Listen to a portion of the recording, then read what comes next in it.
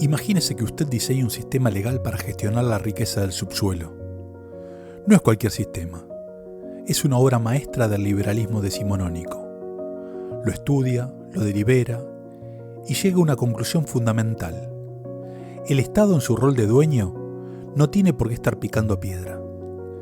El Estado debe dar un paso al costado y dejar que el sector privado haga el trabajo duro. En 1886 ese era el dogma absoluto.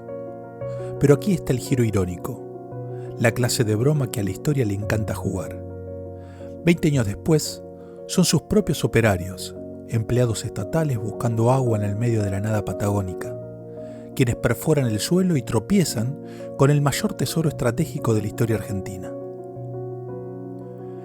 El sistema estaba diseñado para que el Estado se autoproscribiera del negocio y de repente el Estado tenía el petróleo brotando en sus manos y ninguna ley que le permitiera legalmente ser el protagonista de su propio milagro. ¿Cómo reacciona un sistema legal cuando la realidad geológica lo deja en fuera de juego? Bienvenidos a Matriz Crítica. Soy Pablo Nahuelvo Amoró. En este segundo episodio analizamos la mayor paradoja de nuestra historia energética. Cómo el Estado, que se autoproscribió por ley del negocio petrolero, terminó convirtiéndose en el actor dominante de la industria. No por traición a sus principios, sino por supervivencia soberana. El Código de Minería de 1886 fue redactado por Enrique Rodríguez durante la presidencia de Juárez Celman. Era una obra del liberalismo decimonónico en su versión más pura. Jurídicamente, mantuvo el principio regalista heredado de España. El subsuelo es distinto del suelo, pero agregó una capa ideológica nueva. La propiedad de las minas era privada, de la nación o de las provincias, según donde estuvieran, no pública, privada en el sentido técnico jurídico. Y aquí viene lo anecdótico. El código contenía una cláusula que prohibía expresamente al Estado explotar minas por sí mismo. Debía conceder la explotación a empresas privadas a perpetuidad. Sí, escucho bien, a perpetuidad. El Estado era un soberano eminente, pero pasivo. Un árbitro, no un jugador. La lógica era coherente con el modelo económico vigente. La Argentina de 1886 era agroexportadora. Necesitaba capitales externos para ferrocarriles, puertos, frigoríficos.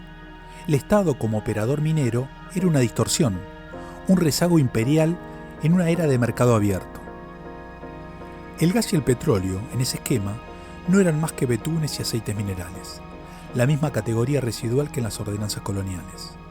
La invisibilidad legal del hidrocarburo no era distracción, era coherencia con un modelo totalmente ciego a la tormenta geopolítica que el petróleo estaba a punto de desatar en el siglo XX.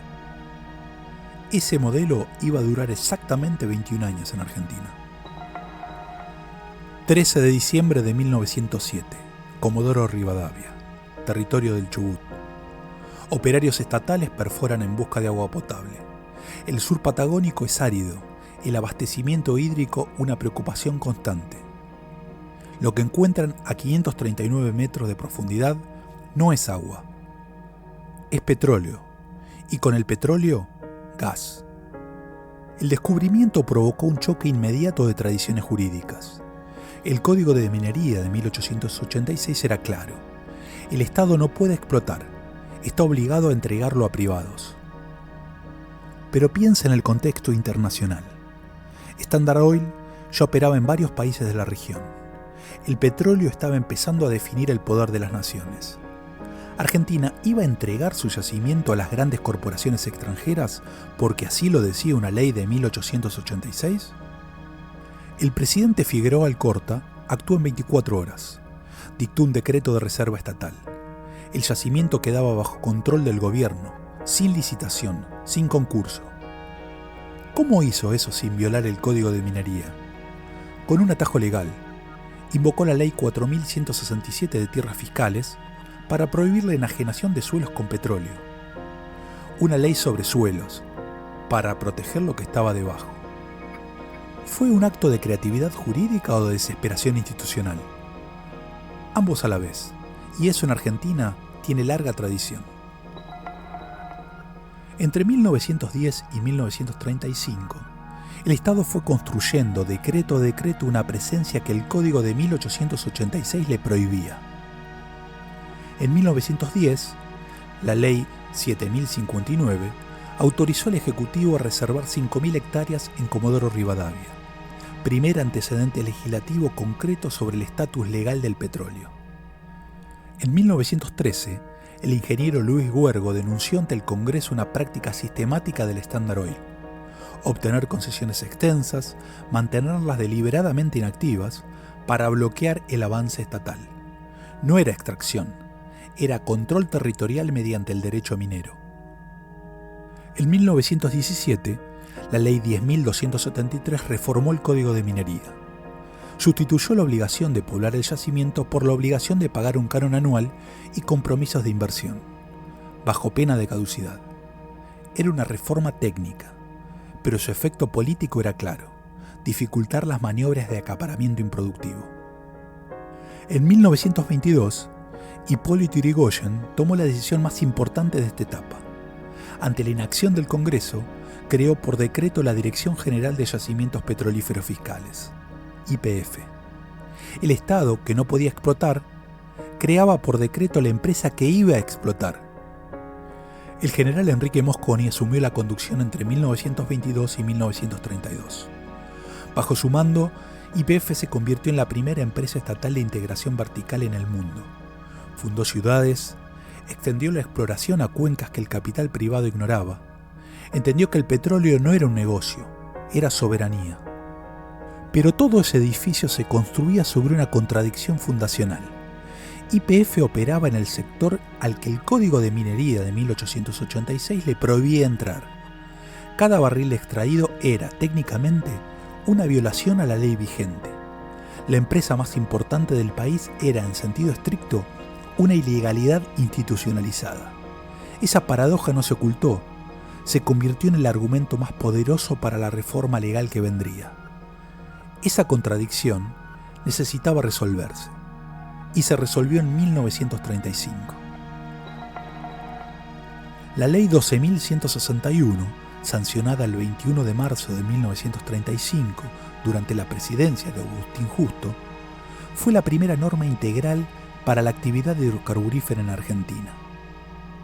Incorporó el título 17º al Código de Minería con 36 artículos, densos, técnicos y decisivos. Primero, reconoció el dominio dual. Los yacimientos son bienes del dominio privado de la nación o de las provincias, según el territorio en que se encuentren. La atención federal quedaba codificada, no resuelta. Segundo, habilitó legalmente al Estado, nacional o provincial, para explorar y explotar por sí mismo, o a través de entes autárquicos y sociedades mixtas. La prohibición de 1886 quedó derogada. YPF dejó de ser una anomalía, se convirtió en un instrumento legal. Tercero, creó las zonas de reserva, hasta 10 años de exclusividad estatal sobre las áreas más prometedoras, sin posibilidad de otorgar permisos a privados. Una herramienta de poder territorial que el Estado supo usar. Cuarto, fijó la regalía en el 12% del Producto Bruto y prohibió cualquier otro impuesto nacional, provincial o municipal sobre los hidrocarburos. Una sola carga fiscal, simple, calculable, atractiva para el capital. Y quinto, esto es lo que la mayoría no recuerda, introdujo las concesiones temporales, no la propiedad perpetua que permitía el Código de 1886, tiempo determinado, condiciones de inversión, caducidad ante incumplimiento, de manera que el recurso siempre vuelva al Estado. Al cerrar este período en 1935, el gas natural comenzaba a dejar de ser un desperdicio del petróleo, pero la infraestructura para llevarlo a los centros de consumo no existía. Faltaba construir el gigante que haría posible esa promesa.